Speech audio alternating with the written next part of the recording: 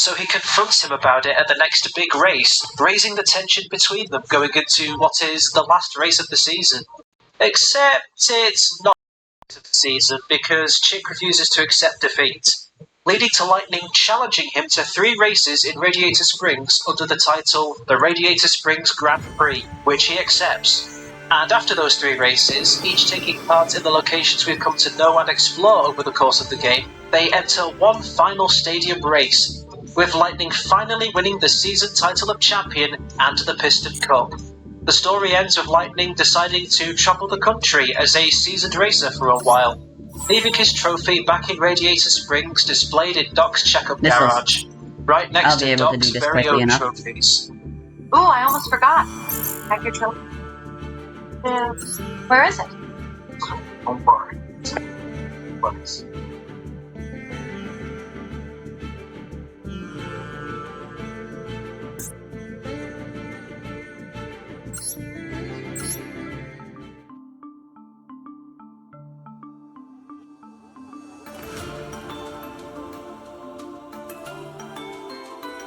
How very wholesome. I think that guy rage quit when they found out they took too long. The humour in this game. Cars was a very They funny must have film, been very and new to the while deck some or people something. may roll their eyes at the numerous car puns, the comedic elements were genuinely great, full of Pixar's classic humour that makes both kids and adults laugh.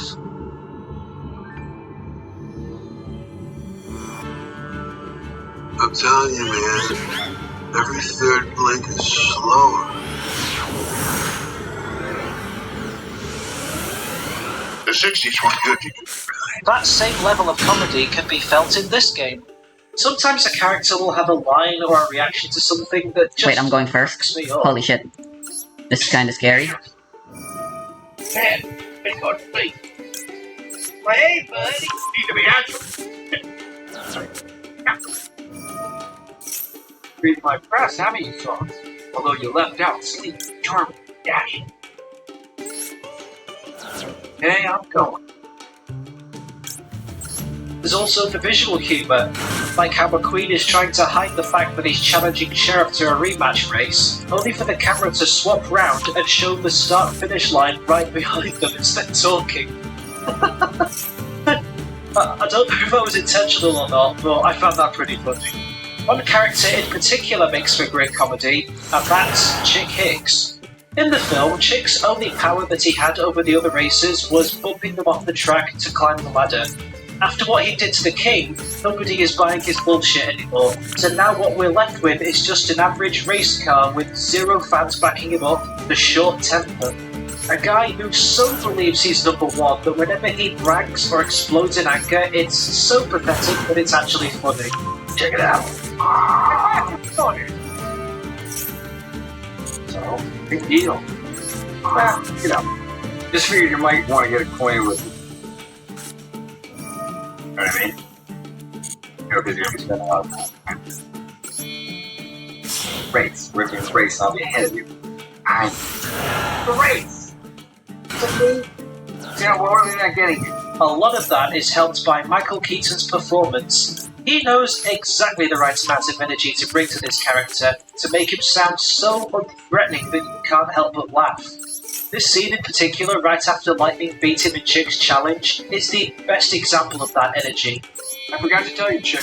Roads out here are like trash tires. No, they got these things. So what? What's a real race anyway? Nobody's there to see it or watch us. Nobody's there like a, you know, a tree falls in the forest. Nobody can hurt us. Anybody see it? Hear it? What I love the most about Chick in this game, though, is that while he is such a pathetic guy on the surface, he's still a cunning villain. He can't play dirty on the track anymore, so he's forced to be more discreet and pull strings behind the curtains. Which leads me to something else that I love about this game's story. How clever it is. I mean, I know it's a video game tie-in story, so it's nothing groundbreaking, but I love how smart the whole thing is written.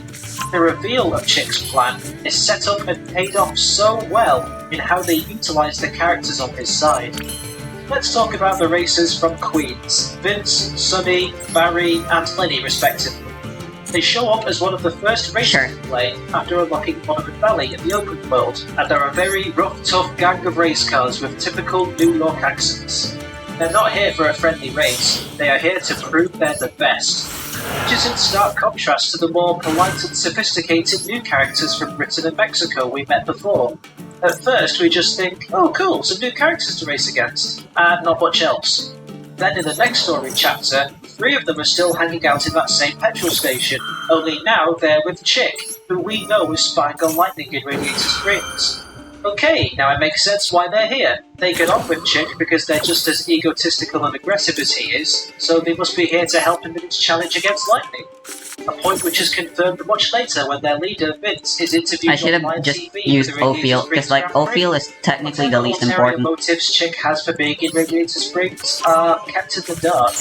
In that time, we also come across the neon cars when we unlock Tailfin Pass, and the 4 of them are blocking off one of the roads to McQueen, just because they can. They were established to be troublemaking dickheads in the movie, so it makes sense for them to be behaving this way. McQueen, of course, puts them in their place, beating them in a race, and they get all hot-tempered and vengeful as a result. This isn't over. That's bad. I'm made to think that their plan to raid Mac's trailer is their revenge, to get even with the Queen after he made a fool out of them. However, we find out it was instead Chick who paid them off to do so. It wasn't our idea. Yes, the car paid off. Of course. Yeah, some green race car. Or no, not a mustache. Chick. Now it all makes sense. Chick travelled all the way out to Radiator Springs to find out the route that Mac takes travelling there. He would encounter the neon cars after they lost to McQueen in their race in Tailfin Pass, and now he has a gang of people he can send to do his dirty work. Chick knows he can't beat Lightning fair and square, so if he can't make it to the race without all his stuff, that removes the only obstacle in his way to protect his name of champion. He may be pathetic on the surface, but he is smarter than you think, so don't misjudge him. It's written so cleverly, and I love how they took the time to set it up and pay it off so well. There's a few other moments of setup and payoff in the story too, like how Doc tells McQueen he needs more practice driving in the desert after his challenge. How's that? Okay? Hanging it up. Really on his job. And then it's followed up on later when Sarge's boot camp begins with Sarge ready to train Lightning in off-road driving, as requested by Doc. Now, Doc said you are sorely in need of some formal off-road training. And by the looks of you, I say he's right. Depending on if you played the minigames in chapter or Oh, okay.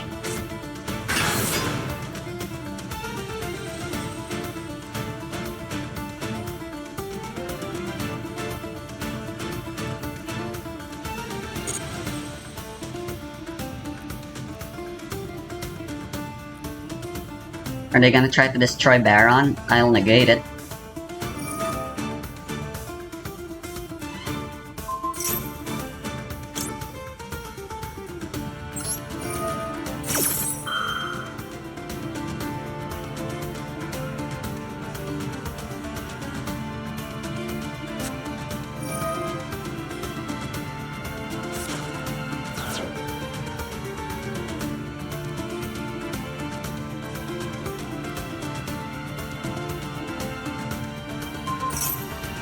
Ooh, dank.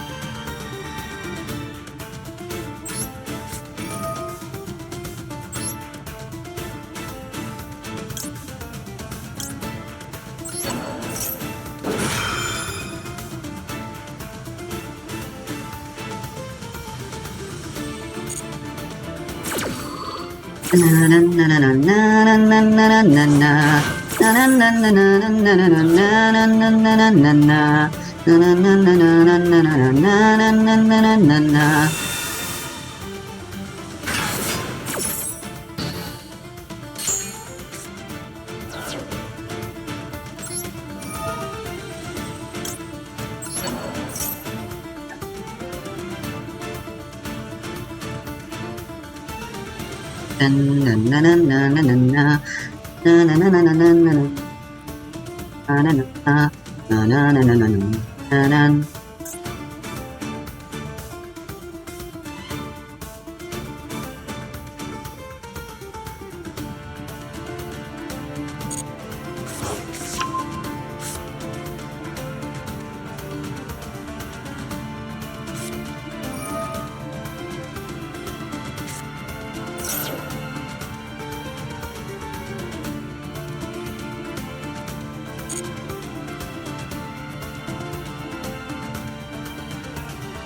What have they got?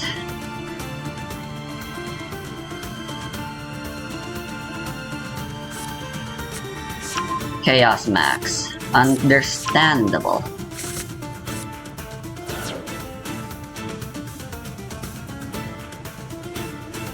I should have activated full. I should have expected this was gonna be this was gonna happen.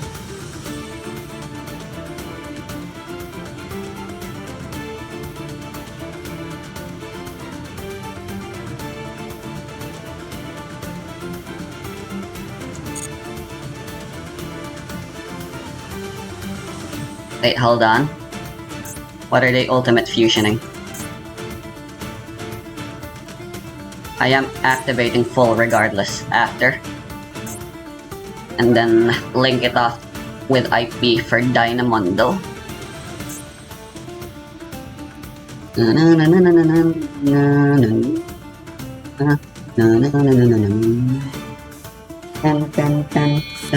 He tells Luigi about a bunch of tires and hubcaps left lying all over the place in the rescue. Alright, yeah, it's this thing. Wow, okay. Pathetic. Luigi and Guido are busy putting tires away, the ones Luigi rescued before. He starts drinking Fillmore's boost juice to give him access to the boost mechanic in the game, and he increases the booster map he can use by Mater gifting him a boost canister after he went to the Rust Bucket Racer Rama, and later on gets one of the neon cars, Boost, to give up one of his cans after beating Whenever someone tries to fusion summon this guy, that's how you know they don't really know anything. out of the blue, he earns it from other characters. Or, most wholesomely, when Lightning dreams of the Radiator Springs Grand Prix, it's played off as a setup for a tutorial race for the game, and nothing more. Only for it to come into play later when Chick refuses to admit losing the big race at the Smashville International. You can't summon Chaos Max. So Lightning challenges him to 3 races, but poses the name Radiator Springs Grand. His dream, while harmless and nothing more than a tutorial, comes true. Going as far as the first of the 3 races, having the same loading screen artwork as the first Grand Prix, just with Doc switched out for Chick. All of this probably doesn't mean much, as, again, this is a video game tie-in story, and no, it doesn't really go anywhere drastic. Tension from the Chick Hicks plot doesn't lead to a more dramatic race or anything. It's kind of forgotten about in the final chapter, honestly, but I strongly respect the writers for taking the time to write a complete original script for the game, one that shows that there was a level of care and intelligence placed into it. Nothing feels half-arsed. Let's talk about the characters, starting with the new ones. Admittedly, some of them are very one-note. Fletcher and Gerald are very much just the British characters, complete with sophisticated dialogue. Splendid! How important choices! Am I calling Gerald? I went enjoy. I just win now.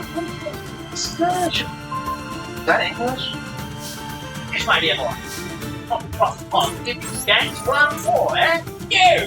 Cheerio, you stand-tall bitch! And El Guapo and Papo, the cars from Mexico. I don't know who they're supposed to be. Even the monster trucks, Count Spatula, the Crippler, and Ginormous, just feel like fairly standard monster personalities. You can't! But not only do they have designs ranging from good to awesome, ones that naturally fit the Cars universe, they do have their little moments sprinkled throughout the game. I like when Fletcher is talking very passionately about his love for racing at the beginning of the Tailwind Pass circuit, using very distinguished words to describe it. Meanwhile, Vince and Sully are just not getting any of what he's saying, they just want to get on the track. Every turn up basement. Every dangerous door. Technically, my better Alright, they surrendered. we gonna race or what?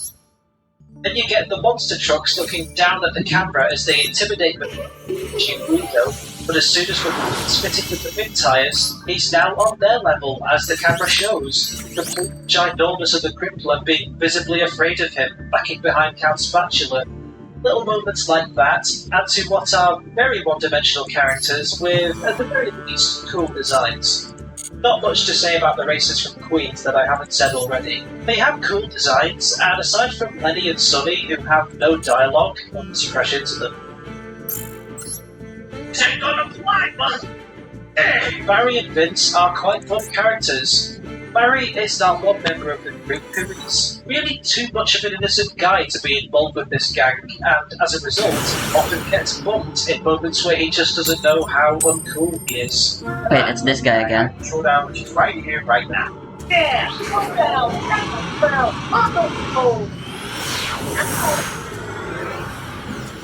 Vince, the group leader, is all rough and tough on the outside, always looking to assert his dominance when it's just a small group of people around. But when he's on camera, knowing everyone is watching, he's just as innocent as Barry, stuttering like a nervous wreck and saying hi to his mother like a giddy child. And we're here at the start of race number 3 of the radio. I'm through with Vince. Came all the way out here from... Right. Bye, Bob. From all the way out here racing against lightning. No. We know that guy, but, actually came out to train with Chick, yeah. We figured once the best, he's got to train with, like, professional racers, someone who... That kinda sucks. He's my favourite new addition, he's great.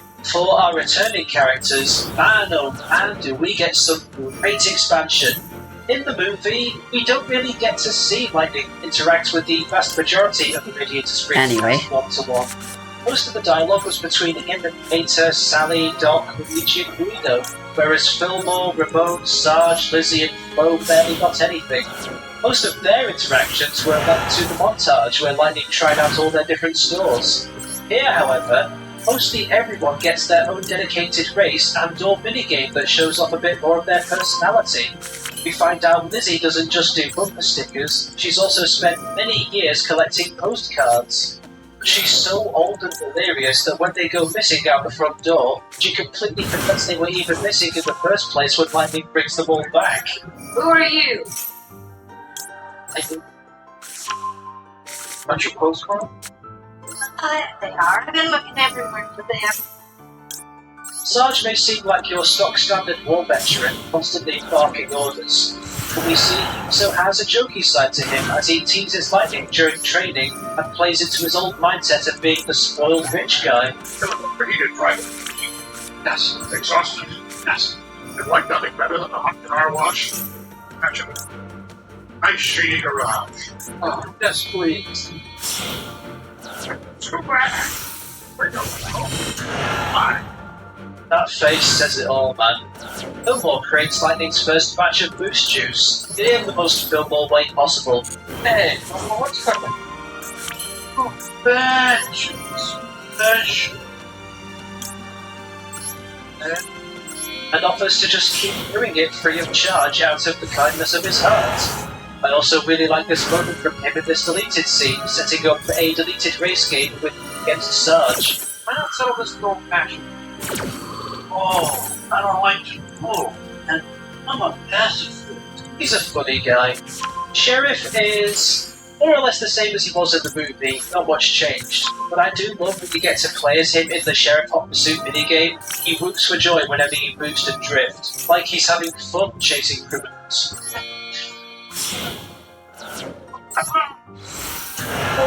Unfortunately, got the short end of the stick, as a minigame dedicated to his flying suit, I'm guessing it was something like a stunt ramp jump, got cut from the game and only exists as a deleted scene.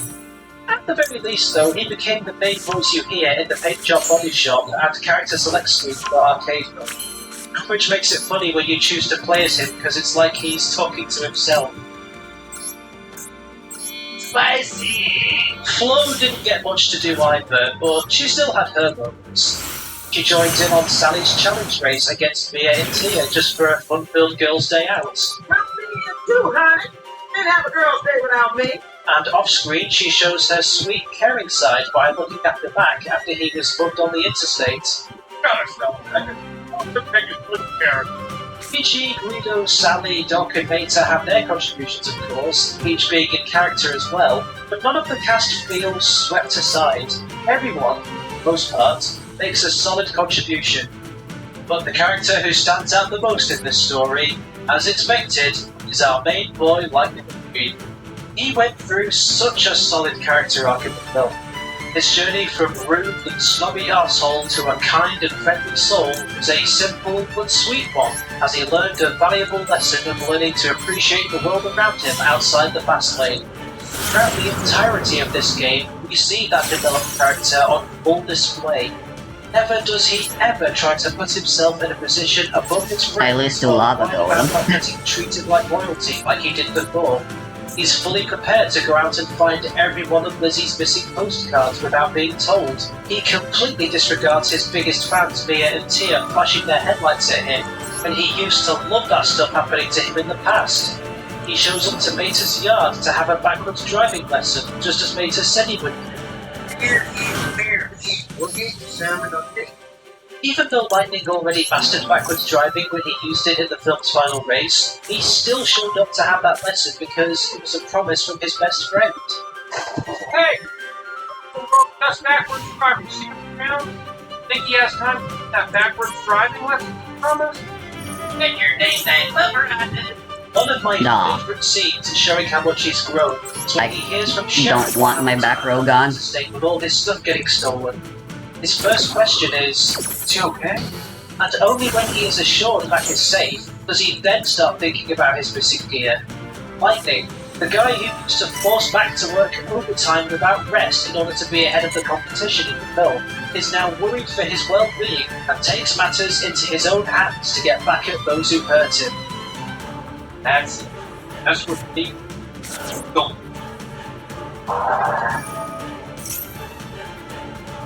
I love it. Even though he has matured, his cocky, rocky race car side we know and love does show from time to time. Huh. Think I should do the same thing to him? Go to his town, hide out, watch him practice? But, you have that up already. I love how he belittles Chick at any opportunity he can. No, I might try to. Wow, back to school. Dude, Chick, maybe you'll graduate this time. So, He's right, you know. And I enjoy hearing his quippy remarks during races.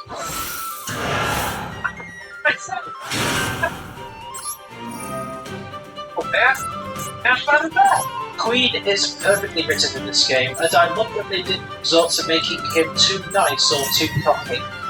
Let's talk about world building, because my god did they go ham!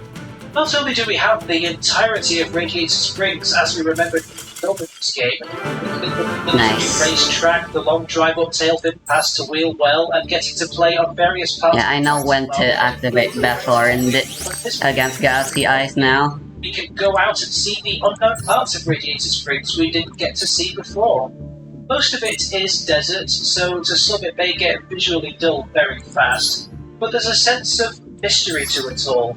The town itself is only just back on the map, of course, and while the town is chock full of cars driving around, there are still parts of this place that were left unexplored for years. Dry gorges overgrown with weeds and cacti, desert tracks that rise and fall and curve with the rocky, dusty terrain, some of which go far off the beaten track and allow you to jump across those tall, mountainous rocks that once seemed inaccessible.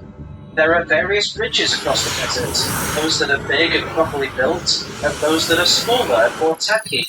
A rotting railway that seems to climb into the steep peaks of Ornament Valley, implying trains used to run through parts of this town long ago. An abandoned mine shaft running into the mountains of Tailfin Pass, and the pass itself having its own various cliffside pathways, one of which goes behind the iconic waterfall we passed by on our climb to the top of the mountain. How Willie's Butte isn't just right next to Radiator Springs. No, there's a vast open stretch of land which Sarge has repurposed for his boot camp. Fenced off from anyone entering. Unless you try this glitch. Yes, you can't stop me now, Sarge. Look at me driving around the obstacle course of I just realized I'm not the one playing here. Whoops. Okay, time to leave. I was trying to see how I could break the board Oh, I can't. until I noticed my hand had Nibiru. Real plot significance of course. The two other main areas Perfect are timing for Nibiru. The token's gonna have 0 attack and defense. races set to these locations. The Tailbit Pass does have some significance to the story, with how it's the payoff to Sally's big reached earlier, and how part of the pass is blocked off by the neon It's card. turn 1, so they can't attack, so Nibiru on defense position is technically the safer option. Ornament Valley isn't that important to the story, other than being set dressing for Lightning's first encounter with the Princess. But it is home to the newly established rust-looking Lava Stadium. Later, some backstory with it being the family ship for him to demolition. I'm looking at it now, and they definitely were too trigger happy with Nibiru now. Look, they're still going on. The valley itself They should have waited. is implied to be where the tractor farm is based, with this one-off. I'm guessing they're not too familiar with Ubel then. Just like the ones used in the tractor tipping games to cross various gaps. So for anyone who watched this scene, Regardless, they have a very tough battle ahead of them this game fixes with that. this. The game is more focused on using these new locations and tracks as Opponent doesn't have any hand traps or actual traps for that matter, it seems. That's inherent in all of the bases, but you can also stop and observe these surroundings. Alright, there goes the Ubel effect. Racetracks you run on. The joke's on them. They can still get Sauravis out. To a certain extent. I think my favorite of these main Oh, ones is there's Maxi. Radiator Springs is nostalgic. I prefer just activating it right away. I prefer using Maxi to try to bait my opponent into not playing the game. Was it a little If you wait, yeah, you get a card, but your opponent gets to play their game. that same desert, only without any pretty neon lights? And it's actually pretty easy to get lost in how everything Dank. looks the same. No voiceless voice. Tailfin Pass, we climb beyond No wait, there's still blessings. clouds and into the breathtaking mountains. While yes, it is drastically different to the film version, I don't mind because it allows for some more interesting set pieces like It's this not train negated. car, used as a huge jump ramp across the forest. Oh yeah! Get the iconic spot to overlook Radiator Springs down below. Alright, it was negated, but Spawns us back on the boat. Oh, I don't want to break my boats falling down a cliff. ooh, Superstar Slayer for Nibiru. Yikes. Into Little Knight. That's a thing you can do. This was a video game tie-in for a movie made for kids. A movie about talking cars. They had No, don't attack. to just phone it in, create another poor man's Mario Kart clone, and call it a day. With no open world, just a couple of racetracks. Instead, Oh no, I think Ubel has an effect where the opponent is forced to attack. delivered on something That sucks. feels one-to-one with the Cars universe. So much so that I feel like this story... Yeah, that was a very bad voiceless voice player. And the end result would totally All they had to do was wait for their Nibiru. With voiceless voice cards, it would not be hard to out a token. No matter how high its stats were. Let's talk about the controls and presentation. And then you would have made your opponent literally unable to play it. Well, they had back row still. Brake/reverse button, an emergency But at the brake very least, button, you didn't have to deal with steering, monster D-pad, effects. or analog stick. The trigger buttons allow Yeah, you fuck to the- turn sharp corners by either tilting on two wheels or by power sliding. Though avoid using the D-pad if you want to drift, as only the